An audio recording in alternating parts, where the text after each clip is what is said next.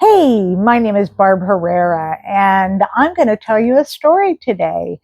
I'm on GLP-1s. I'm on Manjaro right now. I was on Trulicity for a year and now Manjaro for 2 years. I started at 405 pounds. I'm 5'1" and today weigh 125 pounds. I'm on 15 milligrams of Manjaro, gonna stay on it, not stretching it out, not lowering the dose, I'm just gonna stay right where I am. I've been in maintenance since December 15th and everything is going fantastic. I stay in a little 5 pound range, which is great, from 124 to 129 so far. It's amazing. It's incredible. But I'm here to tell you a story today. Before I got pregnant the first time, I weighed probably about 150. Gained 80 pounds with that one, never lost it. Gained 30 pounds with the second baby, never lost it. This is the third baby story, Aimee, and I gained 30 pounds with her as well. We were in Frankfurt, Germany. We didn't have a car and we walked everywhere. It was so difficult to walk. And they had stairs that you had to go on the U-Bahn, and it was just very difficult. But I did it. I was going to have a home birth. My first was a hospital birth, second was a home birth, and then this third one was going to be a home birth as well with my Aimee. Oh, and today's her birthday. That's why I'm doing this. April 20th, 1986 was her birthday. It's crazy. I can't believe she's 39. It's so wild. Anyway, I wanted to have a home birth. And a week before, Aimee was born on a Sunday. A week before, on a Sunday, my water broke. And I had a German midwife. I was going to do this home birth, and the German midwife was fantastic. Heide was her name, and I adored her. She was wonderful. She came over, and yes, my water had broken, and we waited for labor. I had no labor.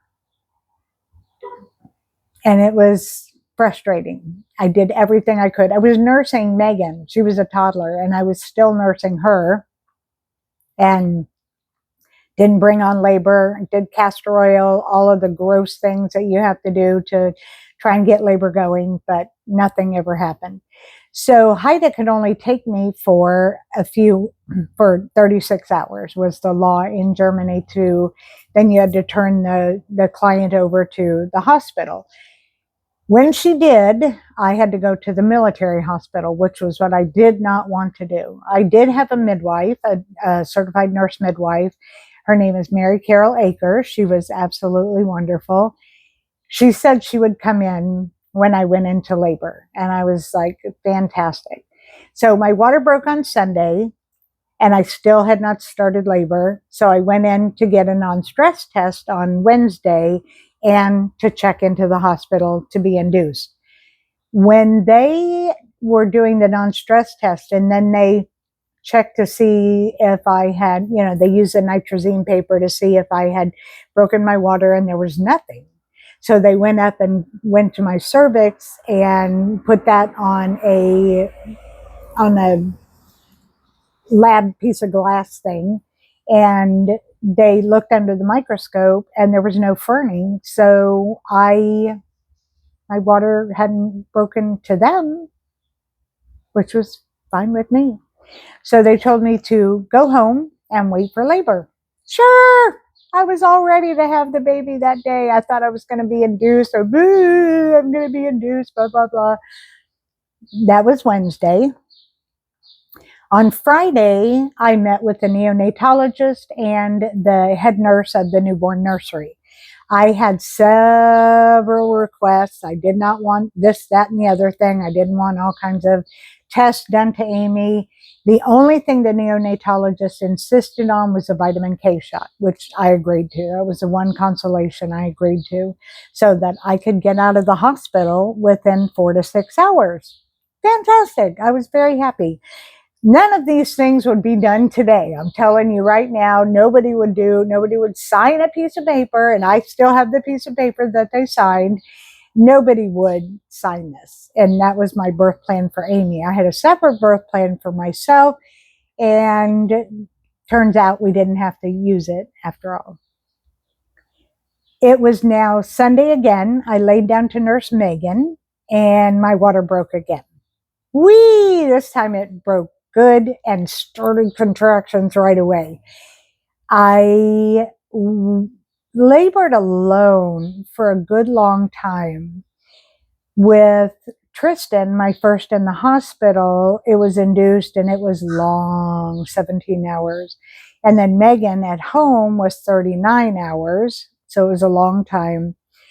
I wanted to labor at home alone because the second time I felt like I was performing because I had a group of women there taking care of me.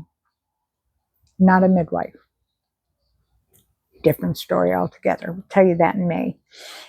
I labored by myself for about 6 hours, 7 hours, and it felt so good because I was by myself and I wasn't performing for anyone, and I could just labor and feel, and it was wonderful. I loved it.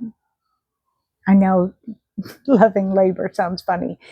When the contractions picked up and I started really feeling like I was going to push, I went out and told my former husband that he needed to take the kids to the sitter because I was going to have the baby.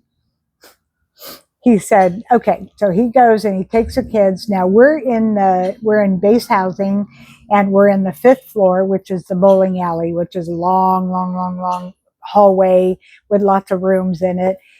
And he goes downstairs and takes the kids. Now I'm laboring alone, and I'm telling you what, it kicked my butt. Now I could feel Aimee moving down. I could just tell that things were speeding up. When he came home, about 10 minutes later, he starts cleaning the kitchen.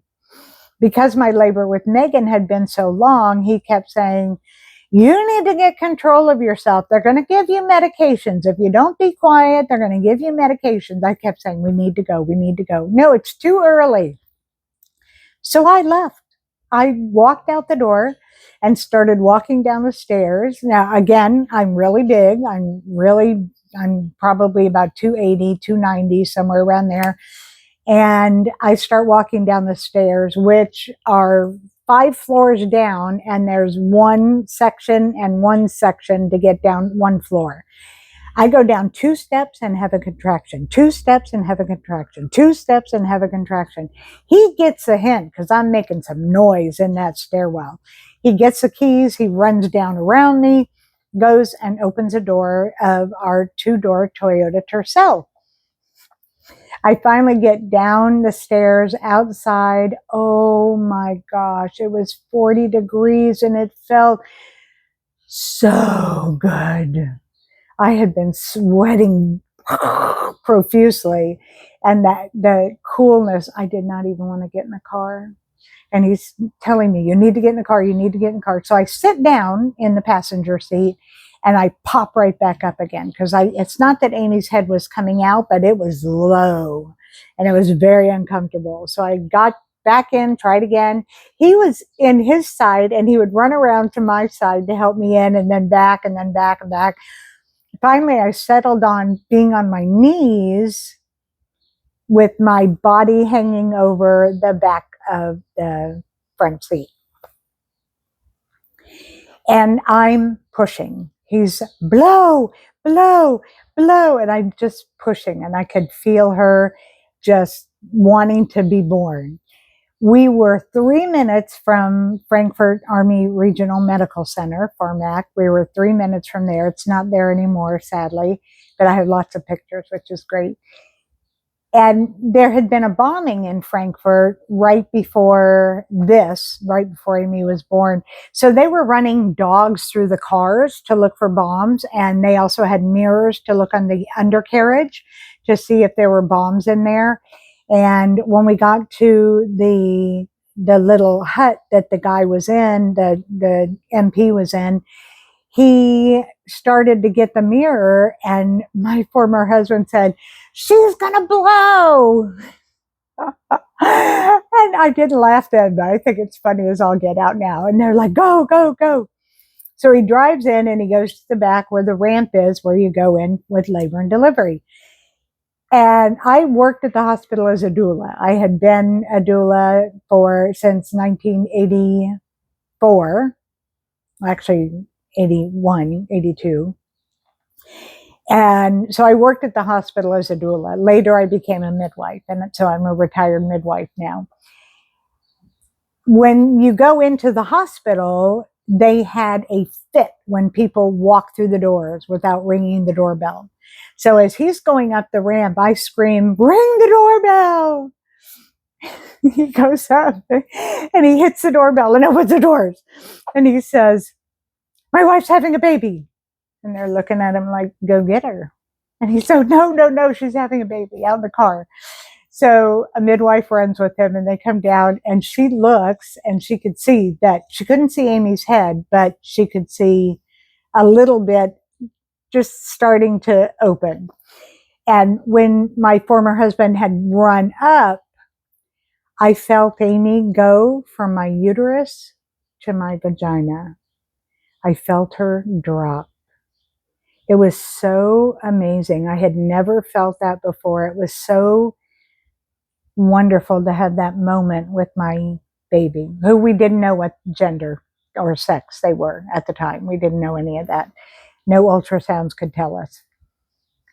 And the midwife says, "Oh shit," runs up to go get the precip pack for a precipitous delivery, runs up to get that. And then now I hear 2 days after Aimee's birth at a La Leche League meeting, I hear that in the day room, which overlooks the parking lot, and we're on a Sunday, so there's not many people there, overlooks the parking lot, there was a group of women in the day room who were waiting for their sons to pee after their circumcision. So I got to hear the story from the inside too. Dr. Mark Refka, who is the most wonderful doctor, he just retired, and I am in touch with him about every 10 years to let him know what his baby is doing. Dr. Refka, this was the era, I can't believe I'm going to cry. This was the era where everybody wore clogs in the hospital. I hear later that he's going, come down the hall, runs down the ramp. The midwife is still there. She's got the precip pack open, and Aimee's coming out now. And Dr. Refka is like, "Barb, it's going to be okay. We're doing good, blah, blah, blah." And I scream, "No episiotomy, no episiotomy."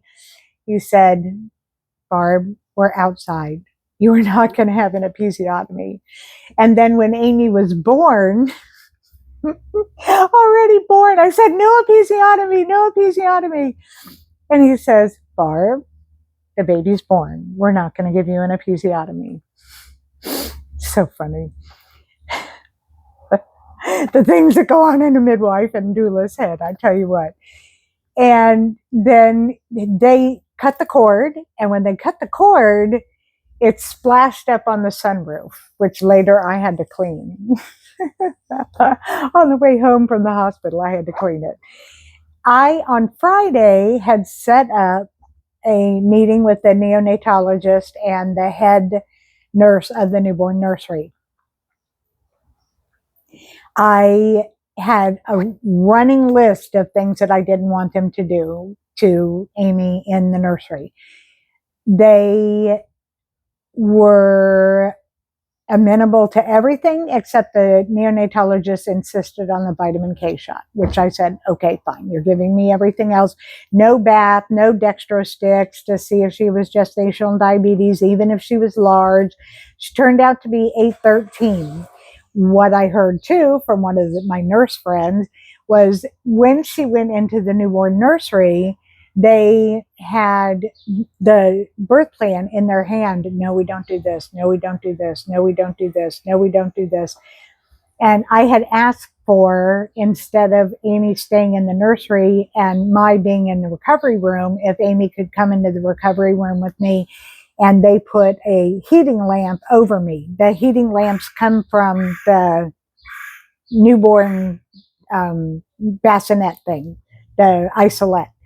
And so they did. I went into the recovery room. Oh no, first I went into the delivery room and I'm sitting in a wheelchair. Well, mind you, I was really big. Everybody's gone. A little tiny little nurse comes down the ramp to the car and puts me in the wheelchair. And when she does, and there was a little step up to get from the street into the ramp, and she hit it hard to try and make it go up and knocked me out. And I stood up and my umbilical cord was swinging between my legs. And I knew she wouldn't be able to push me up. I just knew it. And I said, I can walk if you'd like. And she said, no, no, no, no, no. So got back in the wheelchair once it was up on the ramp. And I could see her like this trying to push me up the ramp. Oh my gosh. So they pushed me right into the delivery room where I had to deliver the placenta. Sitting in the wheelchair.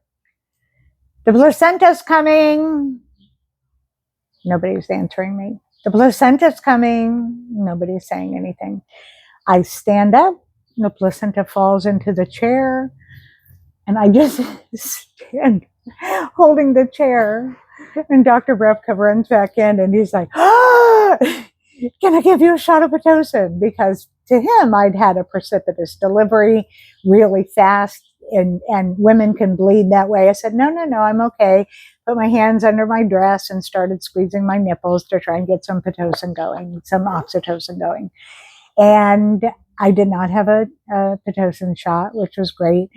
They got me a new wheelchair because the placenta was sitting in the wheelchair and got me a new wheelchair, wheeled me into the recovery room. These were the olden days where there was a labor room, a delivery room, a recovery room, and a postpartum room. And it was on a ward. And each of the labor rooms had a curtain. There were 2 people in each labor room, and there was a curtain between them. And same within the recovery room. In the recovery room, there were 4 bays, and they were split by curtains. Not much privacy. So I get into the bed, and I start laughing. I am laughing because it is the funniest flippin' story. I kept thinking this birth story is going to be so much fun to tell. They bring me Aimee and they bring the heater to put over us both because, like I said, it was 40 degrees outside and we were cold. So they put the heater over us and I undo her and I started checking her out. She's a girl. They told me she was a girl when we were in the car. And I started checking her out and she had a birthmark on her knee. Really beautiful cafe au lait birthmark on her knee. And I said to the nurse, I was like, is this dirt? And she said, did you drop her on the ground? And I said, no. And she said, no, it's a birthmark. I'm just picturing me dropping Aimee on the ground. That would have been so horrible. She would have hung by the umbilical cord and bounced a little. Sorry. Not very funny, I know. It would not have been funny. But the image of a cartoon would make it very amusing. So I'm nursing Aimee, and it's going well. Things were going so well, they had said at the appointment on Friday when I was with the neonatologist and the head nurse that I could go home between 4 and 6 hours postpartum. Something that would never happen again today, too. All those signatures would never happen. These things would not happen anymore. They learned from me. I'm sorry, you all who can't get out of the hospital early. They let me go at 3 hours postpartum. Everything was great. Right before we left, she got the vitamin K shot, which was fine with me. And we go home, and my 2 other kids, my former partner goes to get the 2 kids, brings them home. And there's a picture of us on the kids with Aimee on the couch. It is so beautiful. My German midwife, Haida, came over. Why didn't you call me? Why didn't you? I was like, Haida, you told me I had to have the baby in the hospital, for crying out loud. You could have called me. But it wouldn't have been such a funny birth story. All these years, I tell this birth story. I tell the kids their birth story on their birthdays. It's one of our traditions. I also call and say happy birthday to you. So this is for you, Aimee. Happy birthday to you. Happy birthday to you. Happy birthday to us. Happy birthday to you. She's camping this weekend, so I won't get to see her. So it was wonderful. It was the most hilarious birth story. Second one wasn't so funny. First one wasn't so funny. This one was hilarious. So I had one in the hospital, one at home, one in the car. And I said I just needed to have one in the ocean and one on an airplane. And then I would have had one in every location possible to have a baby. Maybe in a tree, right? Anyway, I just wanted to tell you that story. And again, I was really big and I never lost any weight when I was nursing. Some people lose lots of weight when they're nursing. I did not. I kept getting fatter and fatter. And by the time I left Germany, 3 years later, I was 320, 340. Couldn't sit on the ground very well. Couldn't play with the kids. It was really difficult being so fat, as I'm sure many of you already know who have kids as well. And that's it. And I just wanted to let you all know because it was a fun little birth story. And yeah, being really big while you're having a baby is troublesome. When your thighs are clamped together on the baby's head, you kind of have to lay down on the side. They pushed me on my side. And the emergency brake went into my hip. And I'm looking at the seat like this. I can't breathe. I can't breathe. And my former husband goes and puts the seat down in the car. And they're finally going to catch her when I start yelling, no episiotomy. It was very funny in retrospect. At the time, it wasn't so funny. That's it. Happy birthday, my Aimee. And I hope you all enjoyed my little fat birthday story. And here we go. Love you all. Bye.